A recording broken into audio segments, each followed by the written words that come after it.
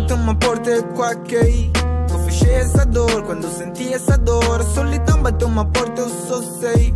E devido à toa, minha fé levantou. A solidão bateu uma porta, é quaquei. Eu fechei essa dor, quando senti essa dor. A solidão bateu uma porta, eu só sei. E devido à toa, minha fé levantou. É assim que tem que ser. Perder no passado para no futuro vencer. E só ali eu posso dizer que o passado fez de mim o homem que eu sou hoje. Devagar e leve vence a corrida.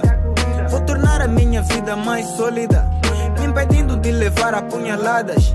E dessa depressão achar uma saída, como fazendo coisas construtivas, sem esquecer de diversificar, acertar nas minhas tentativas. Por mais duro que for eu tenho que arriscar. A solidão bateu uma porta, e quaquei.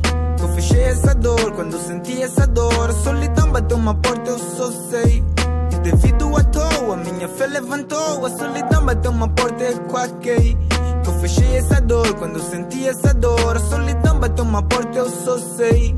Que devido à toa, minha fé levantou. Que sentimento é esse? Parece-me alarmar de algum perigo.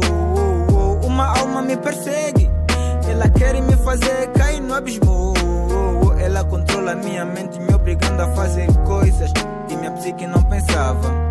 Enquanto o corpo adormece, o demônio não parava, quase que ele me matava. Perseguiu toda a vida sem nenhum recreio, deixou a mente perturbada, ele não tem freio. Me causou de ferida, mas achei o remédio.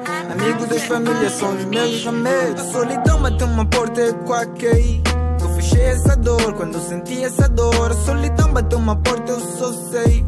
E devido à toa, minha fé levantou. A solidão bateu uma porta, e quaquei. Eu fechei essa dor, quando senti essa dor. A solidão bateu uma porta, eu só sei.